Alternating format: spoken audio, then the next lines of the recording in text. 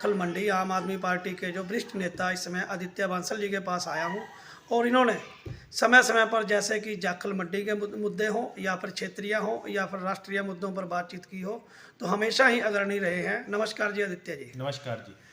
Sir, क्या कुछ लग रहा है आपको हरियाणा में लोगों को किस प्रकार की इस समय जो ज़्यादातर जो बातें चल रही हैं, परेशानियां चल रही हैं, उस पर क्या कुछ आप मानते हैं? सर, सबसे पहले तो ये सवाल है मेरा। ये सरकार लोगों की अपेक्षाओं पर खरे उतरने की बजाय निकम्मी सरकार रही है और लोगों को निराश ही की है इस सरकार जी ने। जी जी चाहे वो शिक्षा का मामला हो, जी रोजगार का मामला हो, महंगाई को आप ले लीजिए, स्वास्थ्य सेवाओं को ले लीजिए, जी लोगों की सुरक्षा को ले लीजिए, जी तो हर मामले में सरकार फेल रही है। सिर्फ एक कार्य में सरकार सबसे आगे रही है, वो है भ्रष्टाचार। नमस्ते। बिल्कुल सर, चंडीगढ़ की बात करें सर, चंडीगढ़ के जो चुनाव हुए थे उस मामले में क्या मानते हैं आप सर?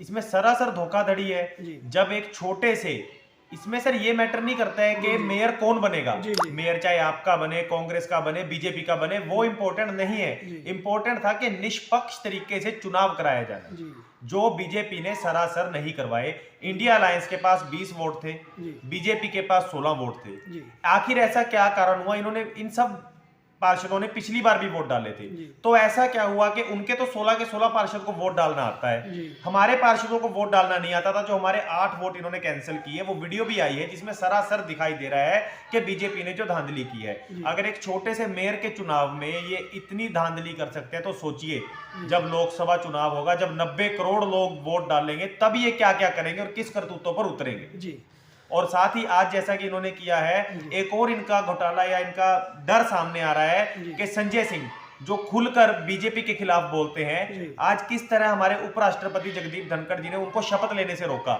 जबकि वो बकायदा कोर्ट से इजाजत लेकर आए थे शपथ लेने के लिए, उसके बावजूद उनको शपथ नहीं लेने दी गई राज्यसभा सांसद की। जी।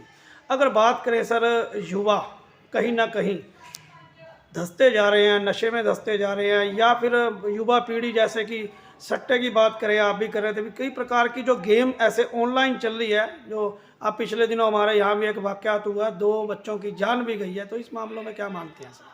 ये सरकार की नाकामी है और एक बीजेपी का ऐसा चेहरा है जिसमें वो कुछ उद्योगपतियों के साथ मिलकर या बड़े बड़े घरानों के साथ मिलकर ऐसी एप्स को प्रमोट कर रहे हैं जो लोगों को गंदी लत लगा रही है, जुए की लत लगा रही है। अब गेम जो पहले हम फोन में खेलते थे, वो खेलते थे मनोरंजन के लिए, अब इन्होंने उसको इस तरह से प्रमोट करना चालू कर दिया कि गेम भी आप खेलो तो उसमें भी पैसा लगाओ, पैसा कमाओ, आप 10 रुपए लगाओ, 1000 कमाओ। कितनी सारी एप्स हैं, aviator app, Probo app, rummy circle app और इत्यादि, इतनी ज्यादा एप्स मार्केट में आ चुकी हैं जिनको बड़े बड़े यूथ आइकन हमारे प्रमोट करते हैं। इसमें उनको तो अपनी भारी भरकम फीस वो ले लेते हैं ऐप को प्रमोट करने की।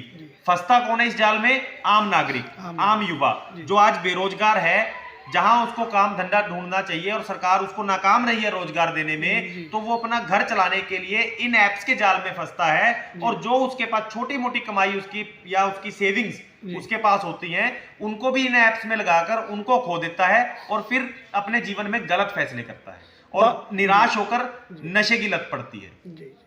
अगर बात करें सर, जैसे अब क्षेत्रीय मुद्दों की, क्षेत्रीय मुद्दे, जाखल के बारे में क्या मानते हैं? यार, जाखल का विकास कहीं ना कहीं, इस जाखल ने लाखों की वोटों से क्षेत्र के मंत्रियों को जिताया, तो जाखल की मल्टीपर्पज़ की बात करें, अंडरपास की बात करें, बल्ला रोड की बात करें, सीसीटीवी की बात करें, या फिर नायक बस्ती या दुर्गा कॉलोनी को एक बिल्कुल ही अलग करने की बात करें, जैसे उनकी कोई विकास कार्य के प्रति जवाबदेही नहीं है, इनके बारे में क्या कहना चाहेंगे? हमारी जाखल मंडी का जो एरिया है, ये पंजाब के साथ लगता है एरिया है। जितनी सरकार रही और पिछले 57 सालों से जब से हरियाणा बना है, हमारी अनदेखी ही की गई है।